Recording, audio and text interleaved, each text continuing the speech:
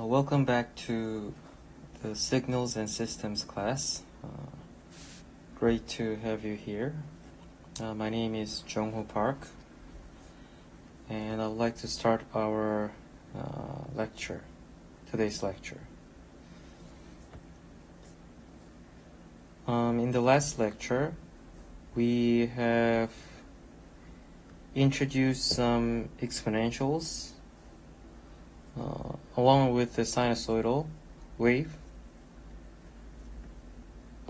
sinusoidal signal for the first time in chapter 2, and then we moved to the exponentials.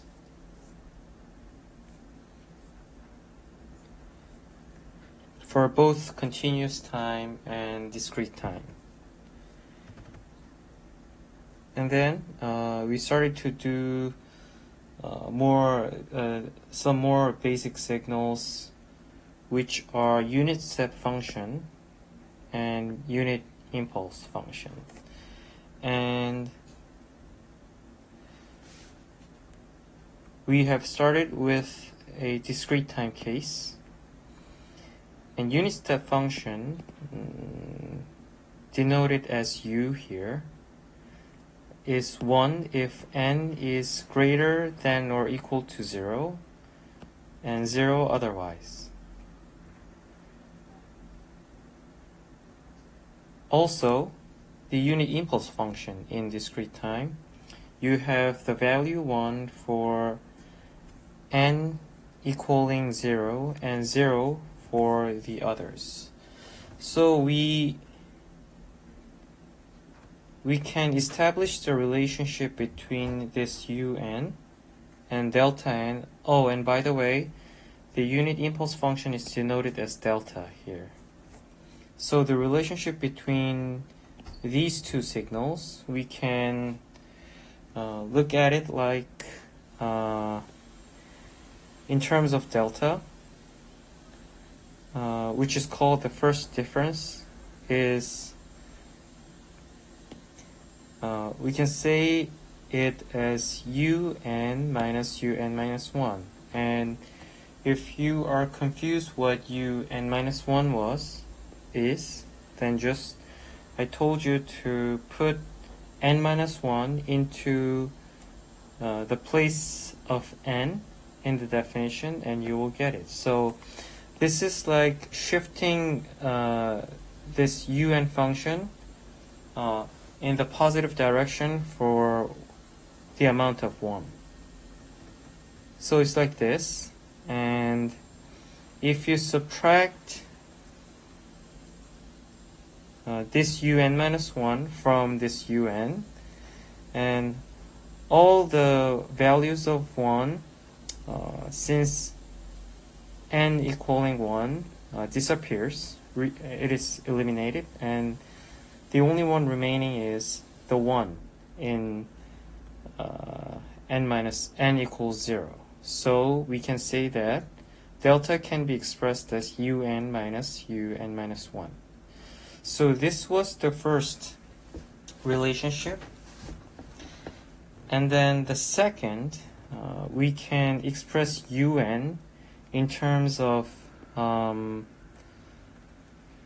delta functions like this. So this is like having the infinite summation starting from minus infinity to n.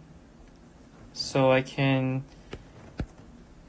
express this summation by using the summation notation from, maybe I will use the variable m. For starting from minus infinity to plus n, we add all the things together. Then it is said you can get this unit step function. So if I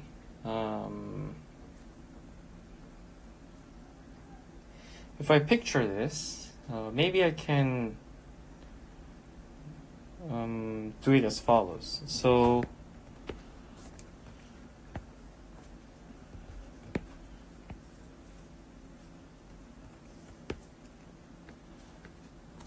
So this is m, and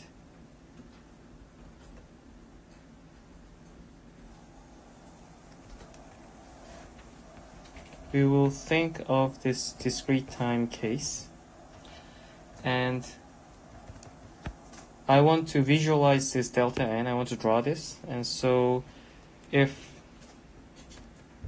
this point right here is 0, so obviously this will be 1, 2, minus 1, and so on. We would have 1 for m equaling 0, and the others we will have 0 values. So first, if n is less than 0, then it means this value is negative. And if I assume that that n value is right here, then what does this summation means? If n is right here, then I am summing all the values from negative infinity to n, which is a negative value. So we all know that all the values here are zeros. So if I'm being negative here, if n is negative here, then the summation results in 0. So if you look at this unit step function, if n is a negative value, then you get 0, okay? But what happens if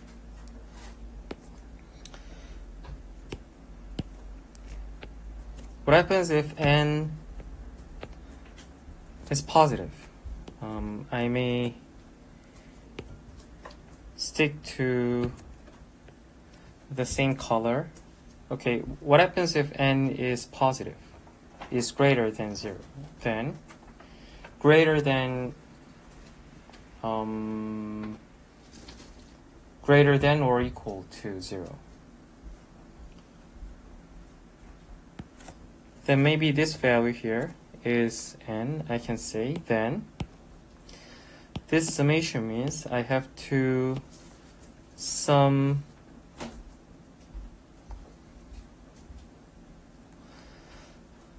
all the way back to the negative infinity n until n, like this. Although there are infinite number of the components for the summation, we still know that other than m being 0, the other values are all 0. So if I do the summation, what do I get? 1, because there's only one value for 1, and the others are all zeros. Therefore, if you see this unit step function here, if n is greater than or equal to 0, we get 1. So if you divide into 2 sections, and if you examine each case, then you can verify that this equation is true. And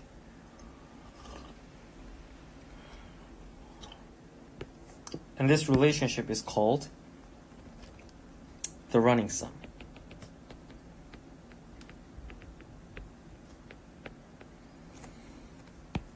This one was called the first difference, and this one is called the running sum.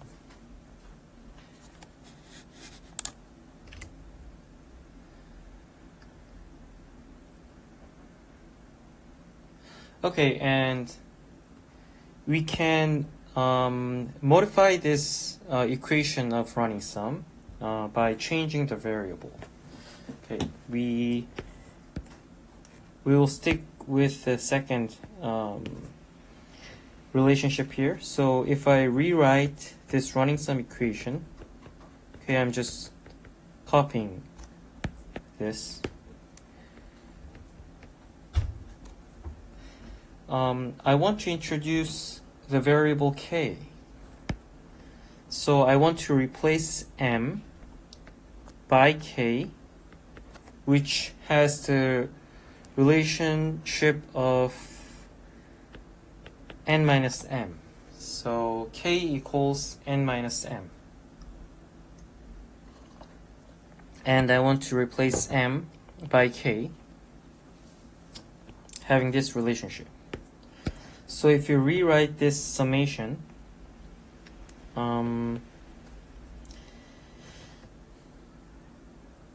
okay, let's go with the easy one.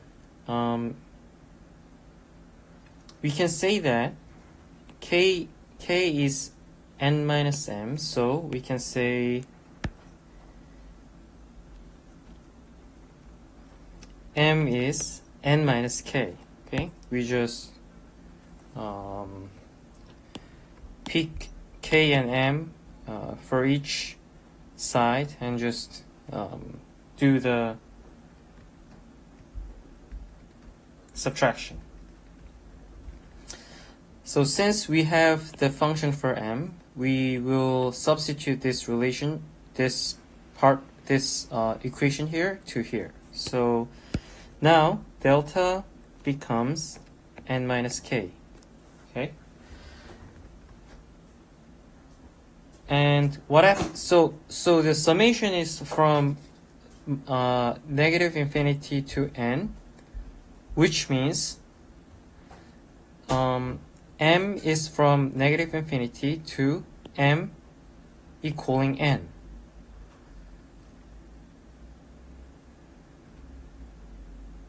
So I want to make this variable to k.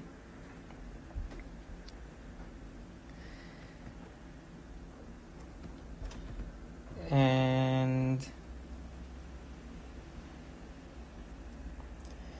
if m starts from negative infinity, which means this is negative infinity, then what variable should k be?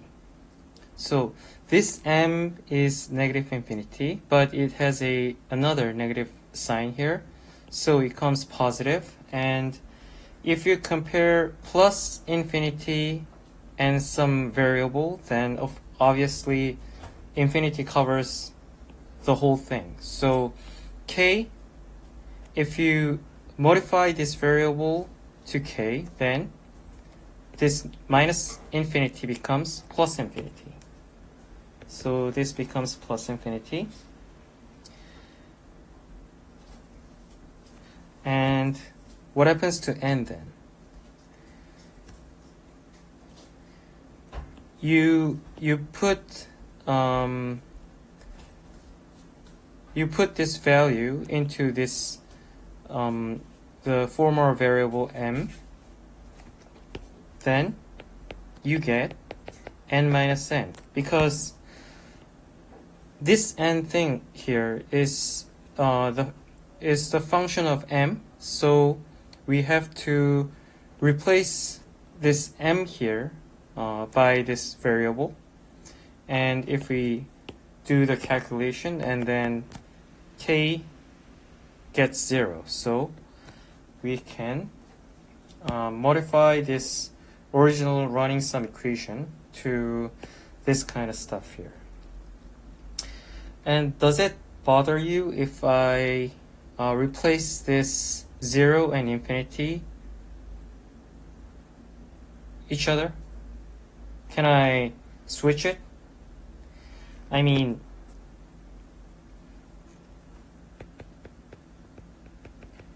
can I do this without changing any sign or something like that? Of course you can. Because if you think of a very very simple example, this summation means that I do the summation starting from 3 to 1, and this is obviously the same as starting from 1 to 3 with the same function inside the summation.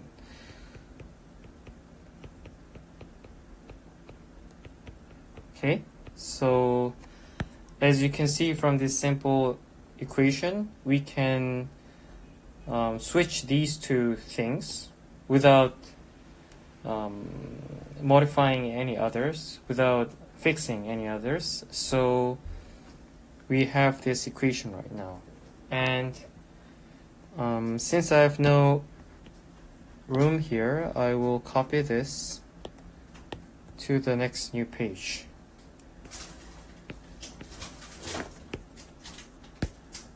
I think this was UN.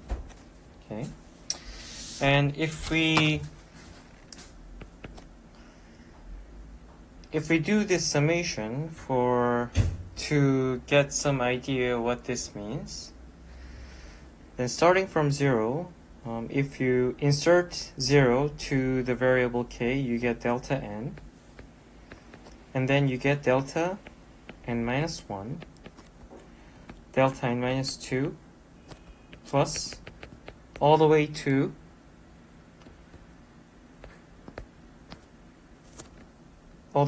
n minus infinity. Okay.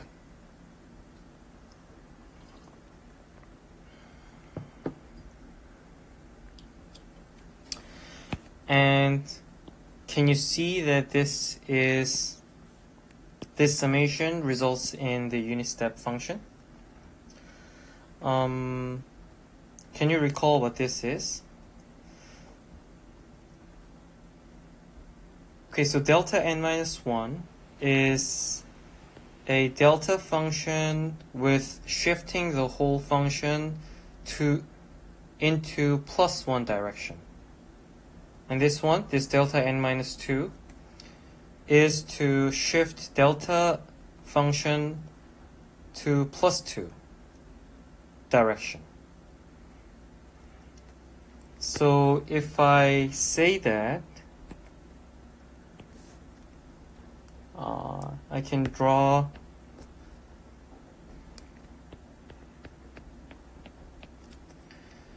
if this is 0 here, I think I want to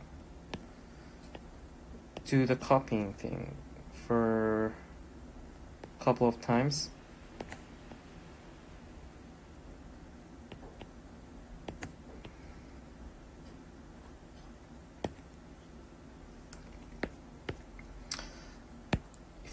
If I draw this function here, delta n is the function with the value 1 at n is when n is 0, and the others you have zeros. And delta n minus 1, you have to shift this function to the right side because it's plus 1. It is a positive direction, and you get the value 1 when n is 1. Okay, and if we do this just one more time, which is the expression of delta n minus 2, then you will have 1 here. So if you add all these from n to n minus infinity, then you will get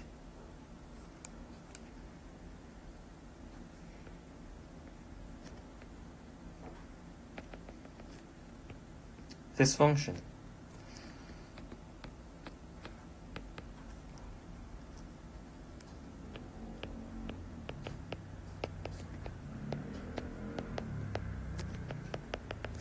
And this function here is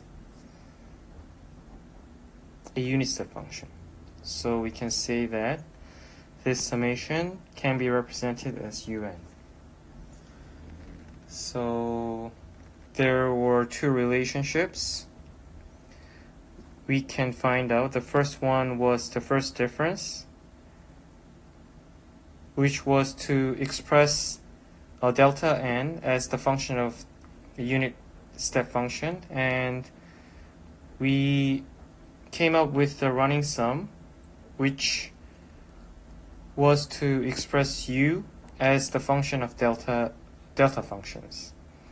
And we sort of changed the variable of the running sum equation to seek this relationship. And this relationship is obvious if you draw some delta n minus k terms, and if you add all of them, then you can see that it becomes the unit step function.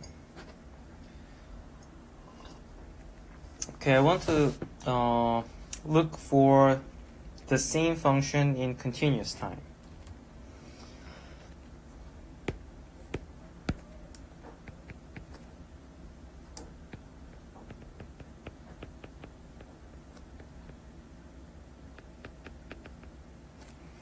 So unit step function in continuous time.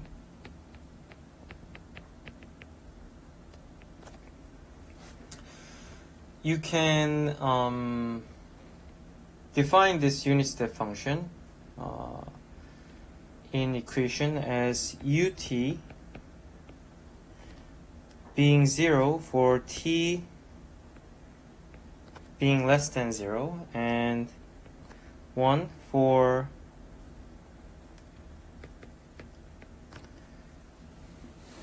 t greater than 0. So what happens when t is 0? So if you plot this thing,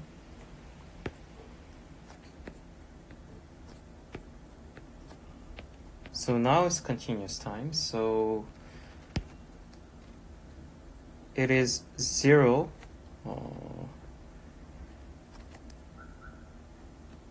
and then it becomes 1 after t equaling 0. So it is, if t is positive, then you get the value of 1, and if t is negative, and you get the value of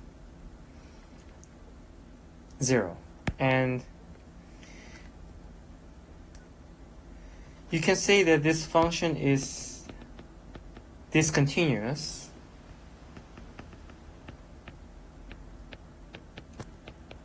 when t is 0. Okay? And we can form this unit step function with this approximation function, which I will denote as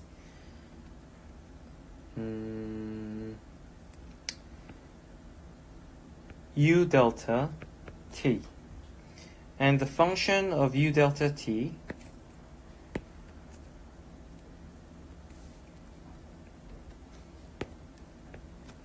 can be pictured as follows. So, this was ut, and u delta t is like you have 0 value for t less than 0, and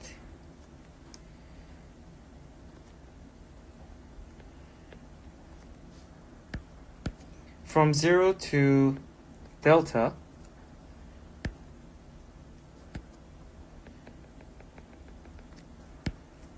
you will have a straight line, and then from delta to plus infinity, you get the value 1.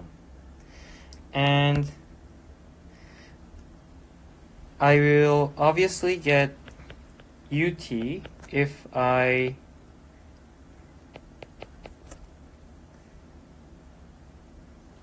moved delta to 0.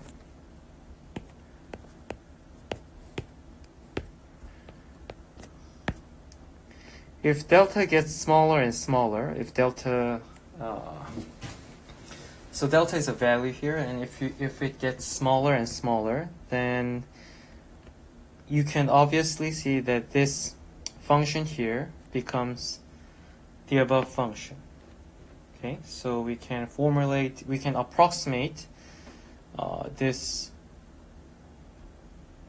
We can have this.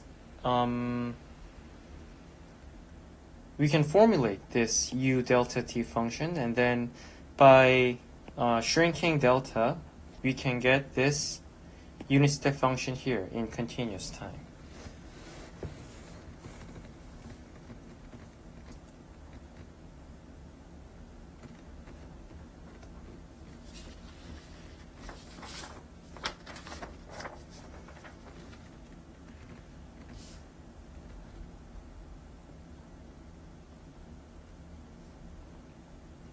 And I'm gonna use this u delta t function to define unit impulse function in continuous time.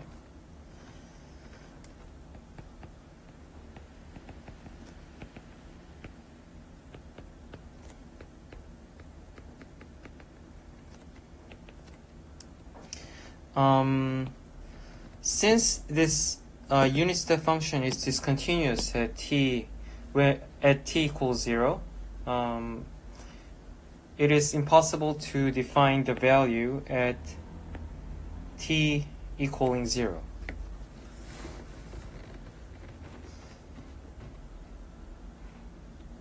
So obviously there is a value here for u delta t when t is 0. It's 0 here, but if you shrink this delta here to close to 0, and you may have a discontinuous point at t equaling 0, so the value cannot be defined. And by the way, since it's discontinuous, you cannot get the derivative.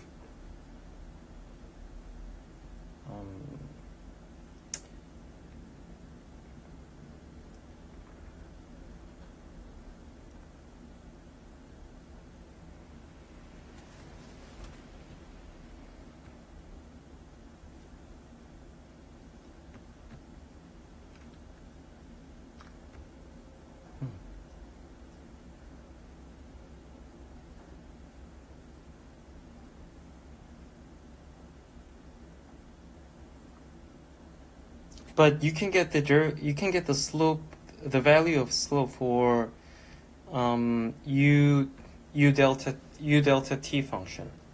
So let's find out what happens if delta gets smaller, and what can we get for the derivative value.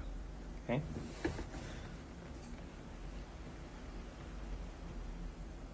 So I'm not saying that I cannot get the value, I cannot get this derivative thing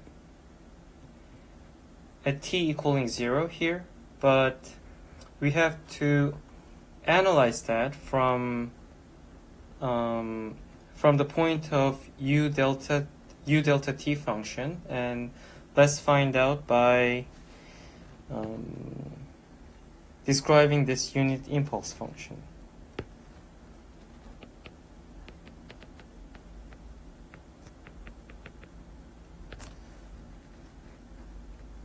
Okay, so please recall that in discrete time,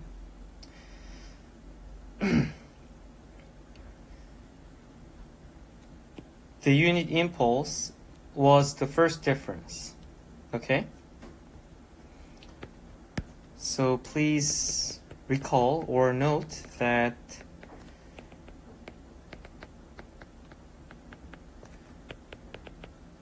in discrete time,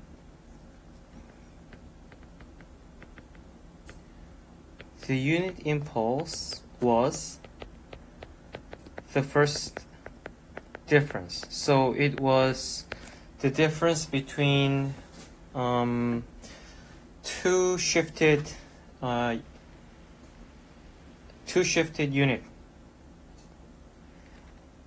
unit step function.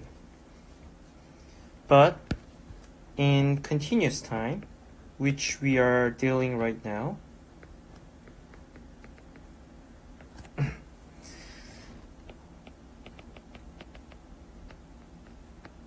the unit impulse is the first derivative of the unit step.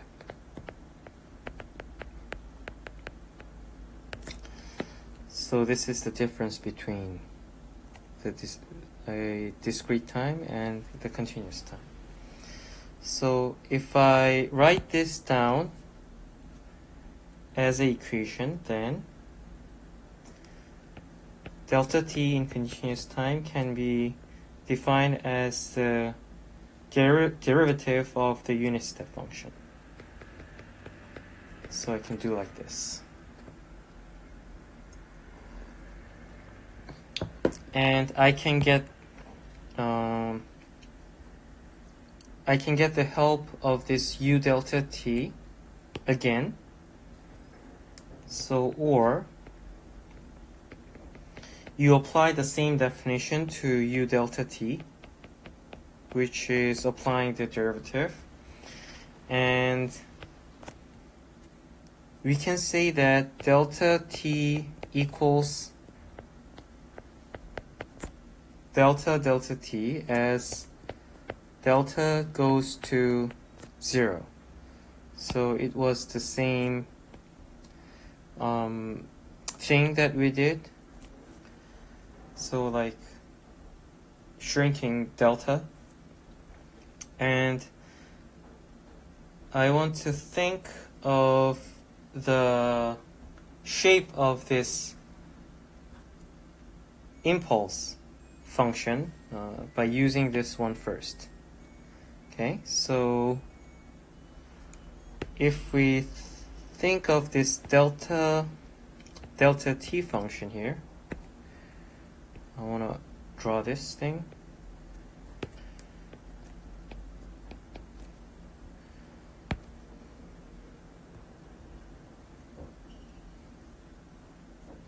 And let's get the derivative of this blue line here. So if t is less than 0, then the derivative of this function is 0. So this one's easy. And also, if t is bigger than delta, then also the derivative of this function is 0. So I get this one. But now from 0 to delta, what's the derivative of this function here? The derivative means the slope. So you get the slope of 1 over delta, okay? Because it's a straight line with 2 points, 0, 0, and delta 1. So you can obviously get the value of 1 over delta. Okay, and it's a constant through from 0 to delta. Okay, so we have this function here. I want to make this clear, which is parallel to the x-axis. And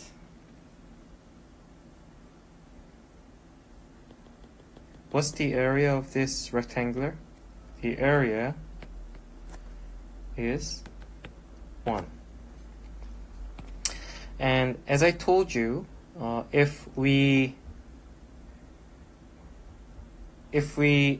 delta gets smaller and smaller, this graph should become delta t. So, but even though delta gets smaller and smaller, then this width becomes 0 and this height becomes infinity. However, the area remains the same. That's the idea I want to point out by utilizing this delta t function. So if I get delta t by making this large delta 0,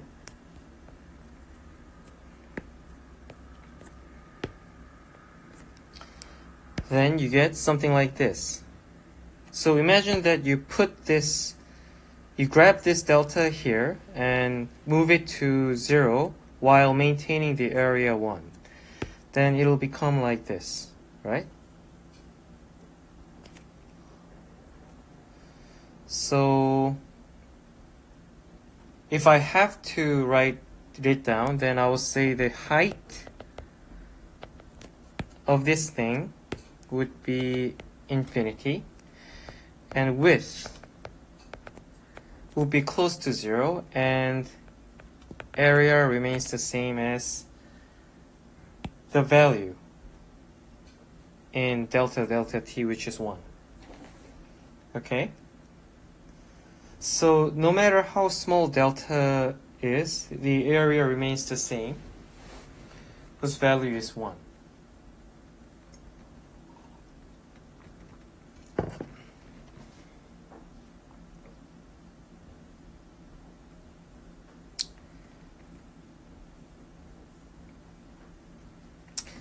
그러니까 조금 한국어로 보충 설명을 드리면, 제가 아까 유닛 스텝 펑션 말씀드릴 때 불연속하기 때문에 이제 원래 불연속하면 미분이 불가능한 건 맞잖아요. 맞지만 이제 그 u 델타 t라는 펑션을 도입해서 유닛 임펄스가 그 유닛 스텝의 미분과 같다라는 시간에 대한 미분과 같다라는 정의를 이용해서 이렇게 얘를 가지고 넓이가 1인 거를 유지시킨 다음에 얘를 이렇게 계속 줄여들게 하면 얘가 점점 더 늘어나니까, 그런 관점에서 보면은 이제 미분값이 무한대인 건데, 사실 미분값이 무한대라는 게 이제 값을 정하지 못하는 것과 똑같은 거기 때문에 제가 아까 요거 설명을 드릴 때는 그런 식으로 얘기를 했었습니다. 그래서 일단 그 부분에 대해서 혹시 오해가 있으실까봐 조금 더 설명을 드린 거고요. 네, 이제 계속 해보도록 하겠습니다.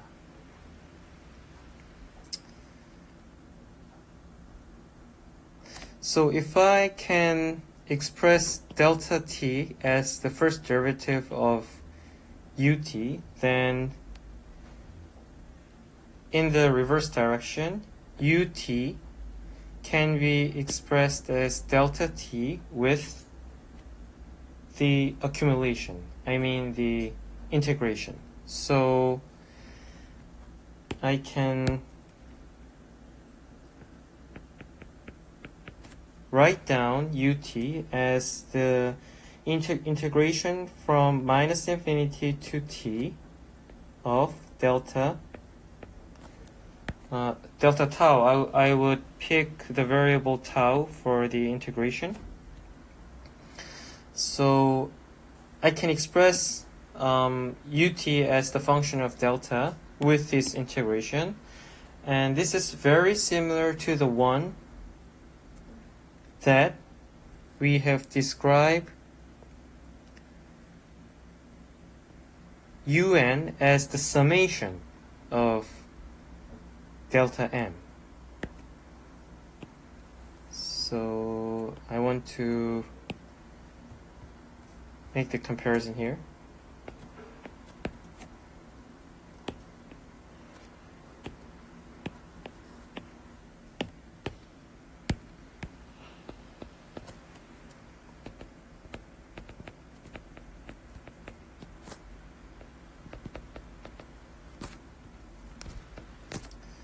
So in discrete time, it was a summation.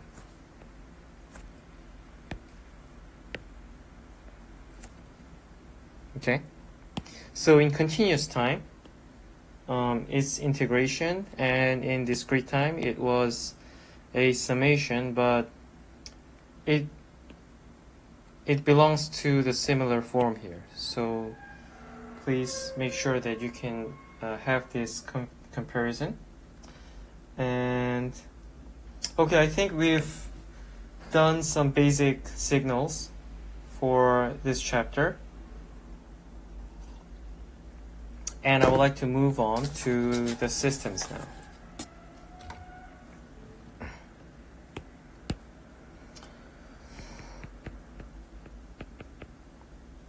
Okay, when we first defined the system, I stated as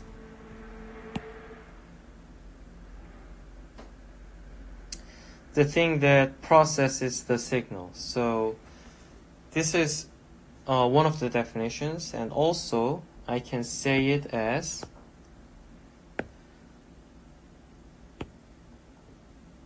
the transformation from an input to an output.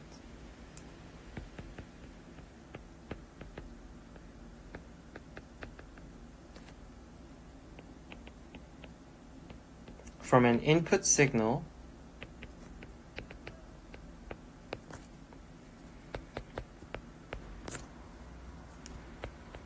to an output signal. Okay, so we can draw this system as follows. So there is an input xt which goes into this system. Say if it's a continuous time system.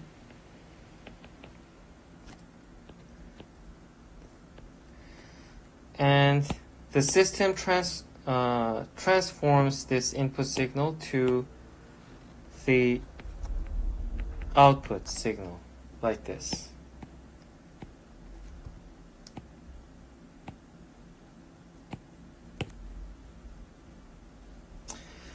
And there's no difference between the discrete time and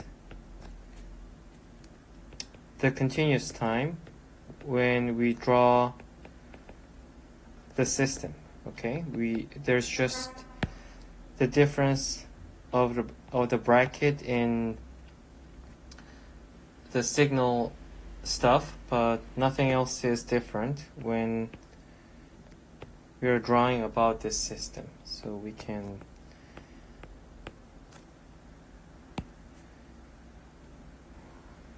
define as the transformation from the input to the output for both continuous time and discrete time cases. And I would like to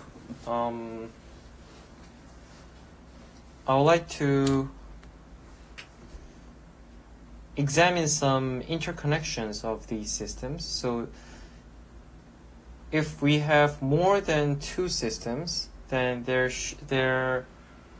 is some kind of interconnection between these systems. So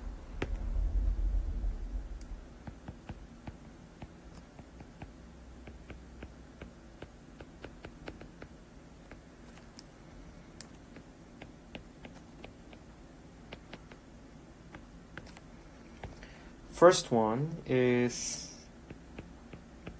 called cascade.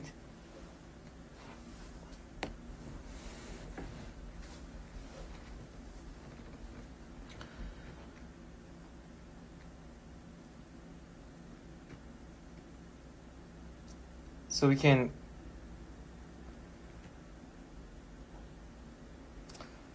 the cascade order can be plotted as follows. So if the input goes into system 1, and then the output of the system 1 goes into the system 2. And then you will have this final output. So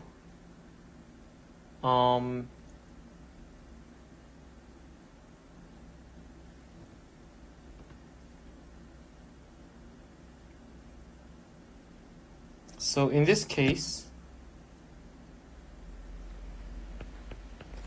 the input of the system 1, we will denote this input as x1. So obviously this will be x2 and y1 and y2 for the outputs. So for this structure,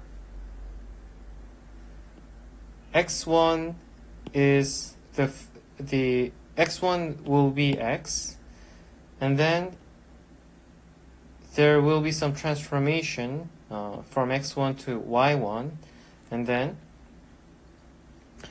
x2 is y1. Okay, and then if we process through the system 2, then it becomes y2, and then this will be the final output y. So compared to this structure, if I have system 2 first,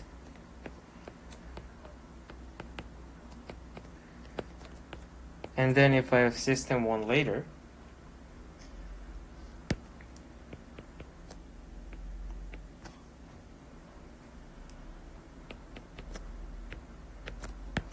then x1 becomes, y2 becomes x1 in this case. So this cascade order is sometimes important. For example,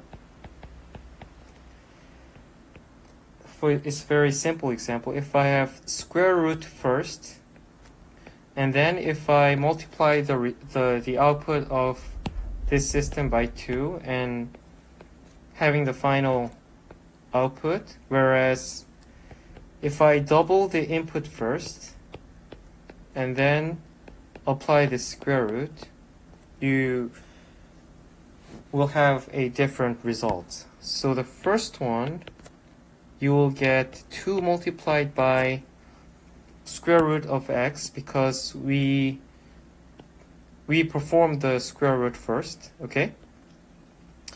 So we have x here, then we have square root x, and this square root of x is multiplied by 2, so we get this result. However, the below one, we do the multiplication first, which results in 2 times x, and we have to square the whole thing. So this becomes y equals square root of 2x. So obviously these two are different. So this cascade order matters. But I want to point out that previously I have told about this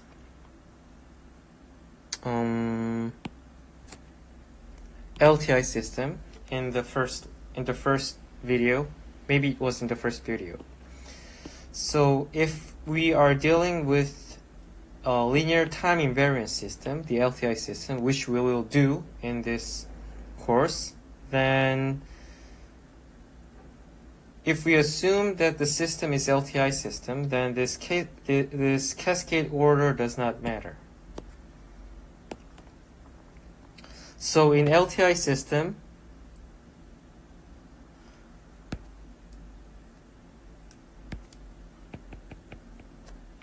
for LTI system, I'm not gonna write this down. For LTI system, if I switch these two systems, then there is no difference in the final result. So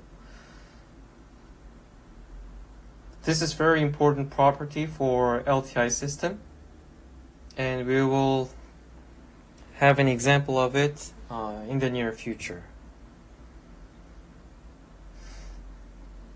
And in this example, this order matters because this system is not LTI. How come it's not LTI system? How come it's not linear time invariant system? It's not a linear system because it has a root in the function. Okay? So I wanted to point that out. for you. And besides the cascade system, cascade order, we have a parallel system.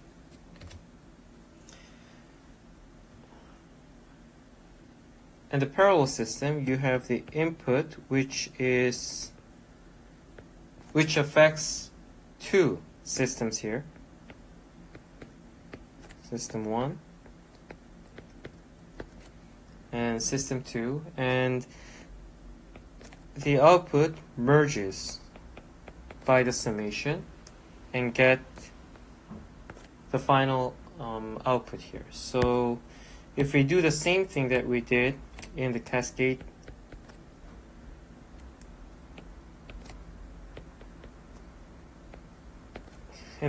structure, then we can denote x1, y1, x2, y2 here, and we can say that, so please be aware that this x is not gonna separate into two values. I mean, if there is like 4, then this 4 is divided into 2 and 2. This is not true. I mean, the value goes to two directions with the same value that had with the original input. So I can say that x equals x1 equals x2. So if it's a 4, then these two are also 4s. However, after processing the systems, then you have to add these two outputs to get the final output. So you have y being the summation of y1 and y2. This was about this parallel. And the last one is about a feedback.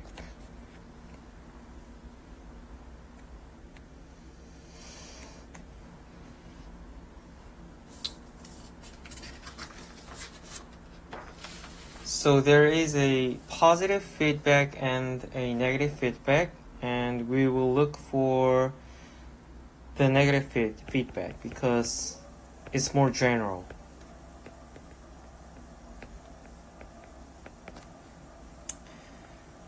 And maybe I will write down, I will draw it in the next page because I have no room here. So if there is a reference signal, I can also say it as a input, as we normally do. So it has no hesitation to replace this R to X. It does not matter, okay? Okay, maybe I will stick with X here for the consistency. And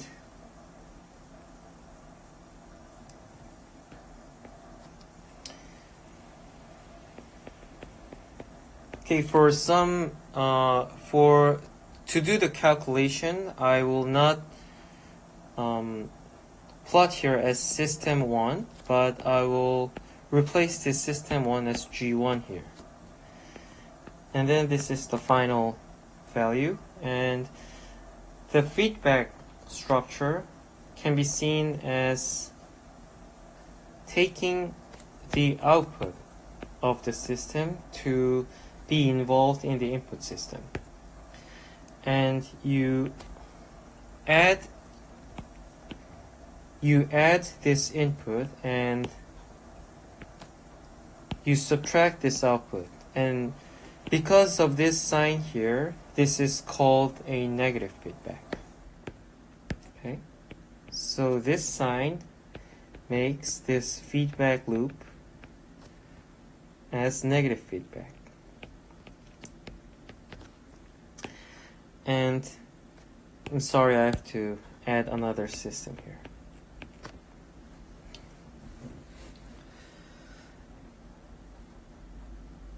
Okay, and I want to do some calculation here. Oh, I forgot that. I'm very sorry. I forgot that in cascade order, this order matters, right? I've told you that. But in parallel system, in parallel structure, do you think the order of system 1 and system 2 matters?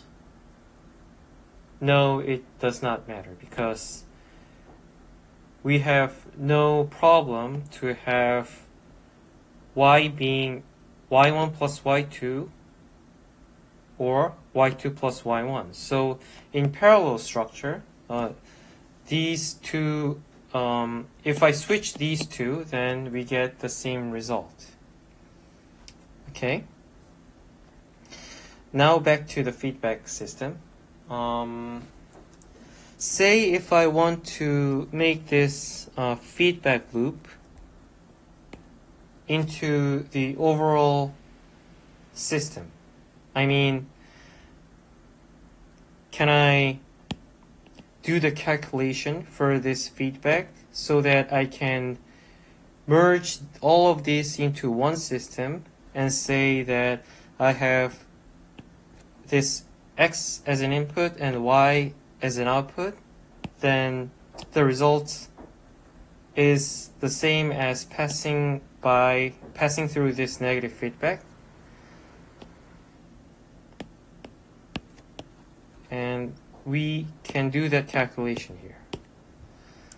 So what I mean by that, we want to make this negative feedback into something big system, and can we figure out what that is? Oh, and by the way, I think I have to point this out, even though we haven't learned yet, that these systems here, G1 and G2, are expressed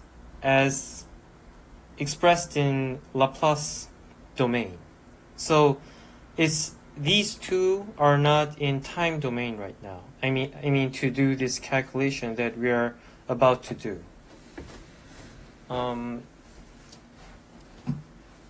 We haven't learned what Laplace domain is, but just remember that these are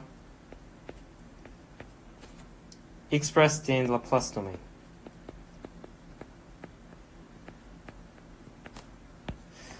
By having these two in Laplace domain, we are able to do the calculation that we're about to do. Okay? So I think I'm ready to start. As we did in the cascade and parallel, this is x1 and y1, and x2 and y2 here. So please look at the order of input and output for G2 here. Since the input is coming from the output of G1, then this here is an input and output is in the reverse order compared to G1.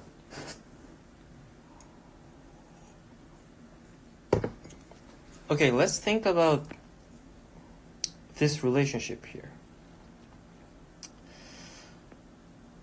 X1 can be obtained by subtracting y2 from x, right? What I mean by that is just x minus y2 is x1. So here's the first relationship. So x1 is x minus y2, okay? We made this relationship by viewing this thing here. And we can think of this y2 as the multiplication of G2 and X2 here.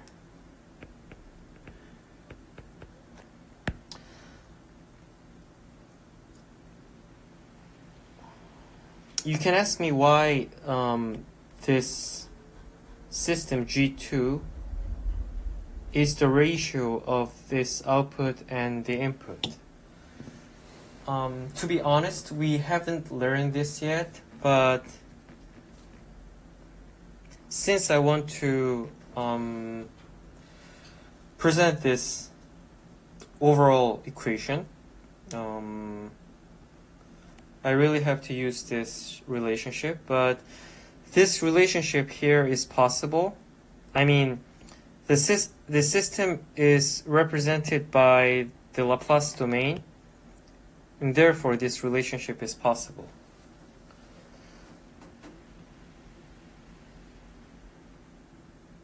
So the system means that if the system is expressed in the Laplace domain, you can view the system as the ratio of the output and the input, which means that if you multiply the system and the input, then it gives the output here.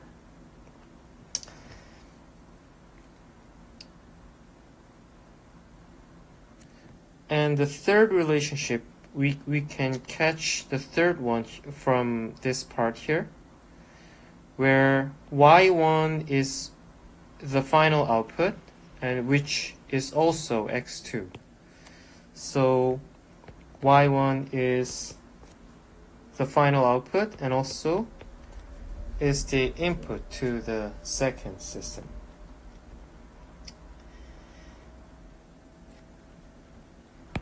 And as we did in the second system G2, we would have y1 as the multiplication of G1 and the system G1 and the input x1. What we want to do is to obtain the relationship between the large Y and the large X, which are the final inputs and outputs. Input and output. So, with these four equations, I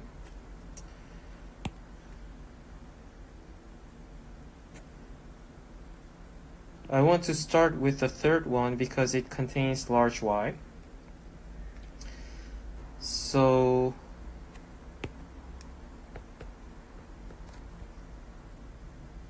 large Y here, with these relationship, large Y is Y1, and Y1 can be seen as G1 times X1. So it's G1 times X1. And with the first relationship here, G1 can be viewed as large X minus Y2. So G1, large X minus Y2.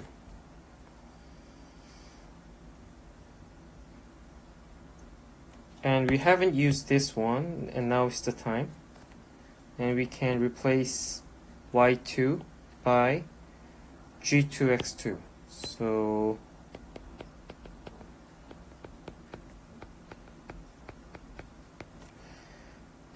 interestingly, that G2 can be replaced by large Y.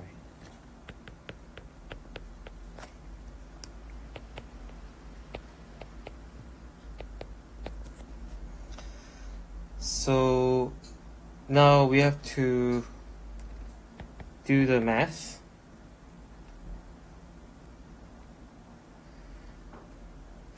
And if you remove this parenthesis, you multiply G1 to both terms, which is G1 X1 minus G1 G2 Y, and then multiply by large Y. And if I move this second term to the left-hand side and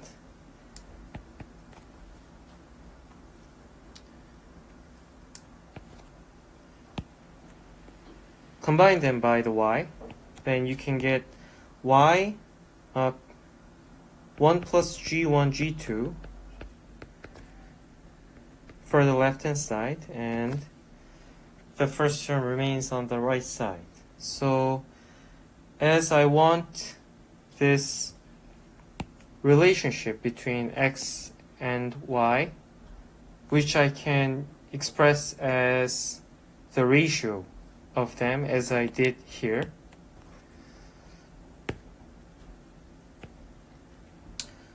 the ratio of the final input to the final output to the final input can be calculated as g1 over 1 plus g1 g2. So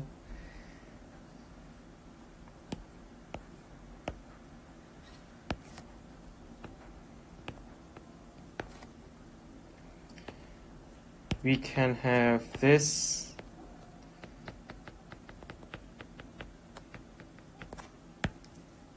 relationship here, which is equal to the negative feedback of this term here.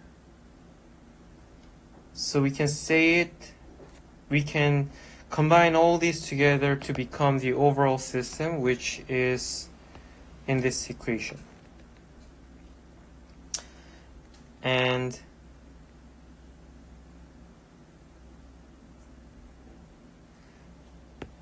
I wanted to point out that if this sign is reversed, if this is a plus sign, then it is called positive feedback, and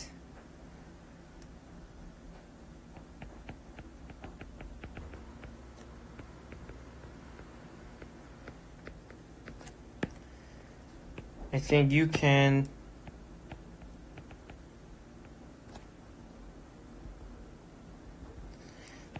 obtain the overall system for positive feedback by yourself by doing the similar thing but changing this sign here. Then you may get something else than this one, and you can compare these two by yourself. So it's not an official homework, but I suggest that you can do the similar ways. You can do the similar thing for the positive feedback.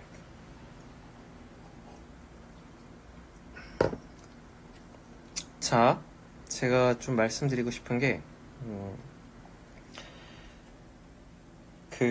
우리가 아직 전혀 라플라스 트랜스폼 같은 거에 대해서 배우진 않았지만 이제 시스템을 어떤 시간의 함수로 나타내면은 그 시스템이 시간에 대한 함수로 나타내져 있으면은 절대로 인풋 분의 아웃풋이 그 시간에 대한 시스템이라고 할 수가 없어요.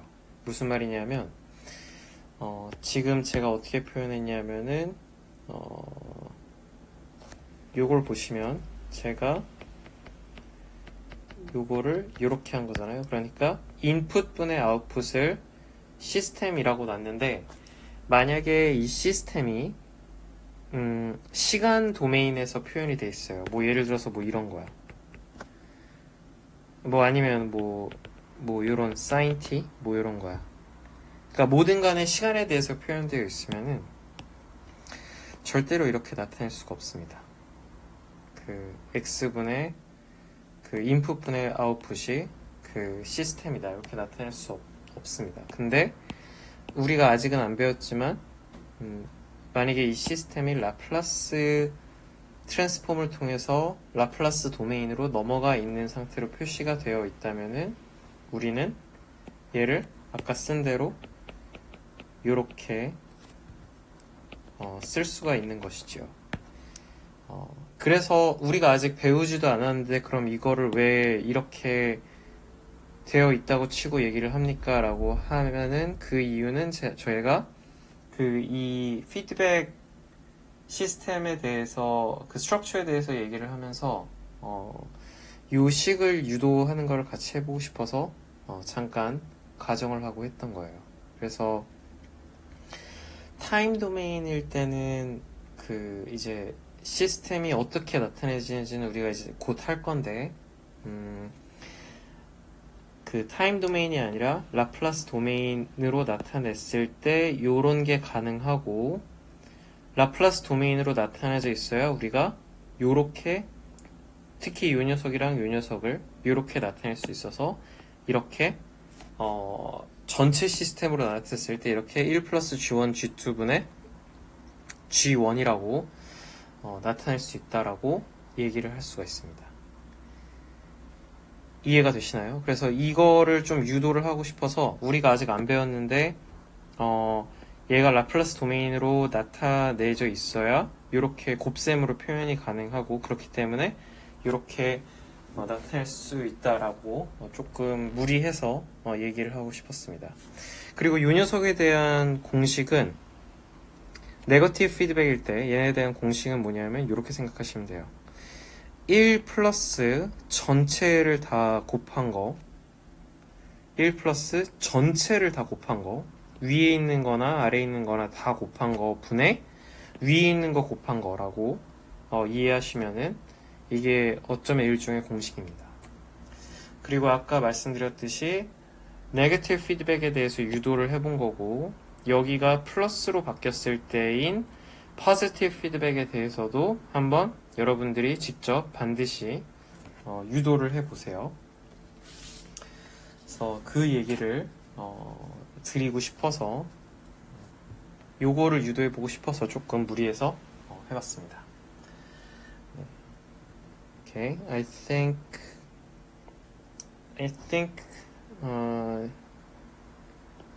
these three are the most frequently used interconnections for the system, and I think we will move on to the properties of the system.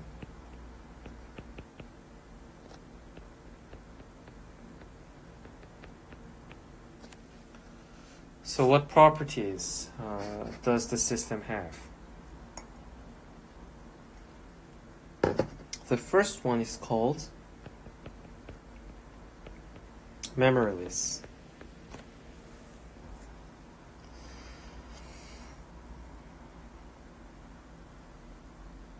So in the equation, you can say the memoryless as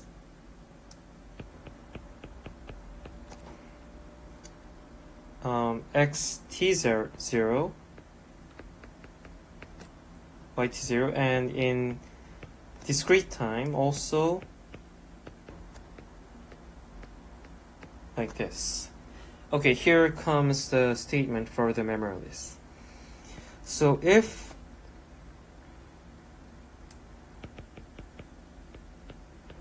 its output for each value of the independent variable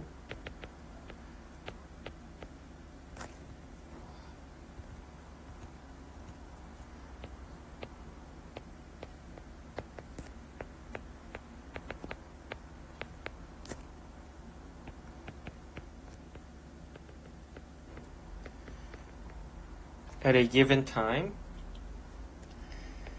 is dependent on the input. Okay, I'll write the whole thing down and maybe I will stop for today. On the input at only that same time, then it is said that the system is memoryless. For for each system of the individual and independent variable at given time is dependent on the input at only that same time, then the system